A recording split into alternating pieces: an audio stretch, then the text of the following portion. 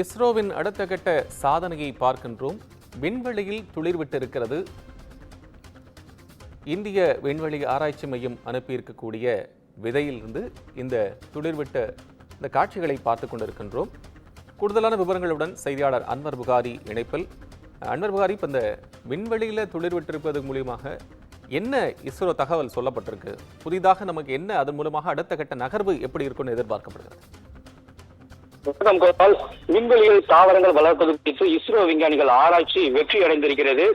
விண்வெளியில் PSLV C-60 ராக்கெட்டில் அனுப்பப்பட்ட காராமணி, அதாவது தட்டை பயிர் விதைகள் 4 நாட்களில் முளைவிட்டுள்ளன என்ற வெற்றிகரமான மகிழ்ச்சிகரமான செய்தி கிடைத்திருக்கிறது.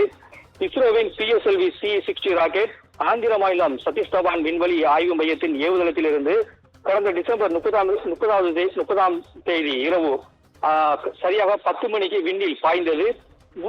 பூமியில் இருந்து புறப்பட்ட 15 நிமிடங்களில் 15வது வினாடியில் ஸ்பேடெக்ஸ் பி செயற்கைக்கோளை திட்டமிட்டபடி 476.84 கிலோமீட்டர் உயரமுள்ள புவி வட்டப்பாதையில் ராக்கெட் வெற்றிகரமாக நிலைநிறுத்தப்பட்டது. அதைத் தொடர்ந்து 476.87 கிலோமீட்டர் உயரமுடைய வட்டப்பாதையில் ஸ்பேடெக்ஸ் ஏ செயற்கைக்கோள் நிலைநிறுத்தப்பட்டது. விண்வெளியில் தாவரங்கள் வளர்ப்பது குறித்து ஆய்வு ஒன்றை நடத்த இஸ்ரோ விஞ்ஞானிகள் ஏற்கனவே திட்டமிட்டிருந்தனர். அதன்படி பிஎஸ்எல்வி C-60 ராக்கெட்டில் காரமணி விதைகளை, அதாவது தட்டைப்பயிரை இஸ்ரோ விஞ்ஞானிகள் அனுப்பி வைத்தனர். ராக்கெட் விண்ணில் டிசம்பர் மாதம் இரவு 10 மணிக்கு விண்ணில் பாய்ந்ததுடன் C-60 ராக்கெட்டில் அனுப்பப்பட்ட காரமணி தட்டைப்பயிர் விதைகள் 4 நாட்களில் முளைவிட்டிருக்கின்றன. இது குறித்த புகைப்பட ஒன்றை இஸ்ரோ தனது அதிகாரப்பூர்வமான பக்கமான X தளத்தில் பதிவிட்டிருக்கிறது. மேலும் கூடுதல் தகவலை வெளியிட்டிருக்கிறது. விண்வெளியில் தாவரங்கள் வளர்ப்பது குறித்து ஆராய்ச்சிக்காக பிஎஸ்எல்வி C-60 ராக்கெட்டில் அனுப்பப்பட்ட காரமணி விதைகள் 4 நாட்களில் துளிர்விட்டுள்ளதாக மகிழ்ச்சியை பகிர்ந்திருக்கிறது.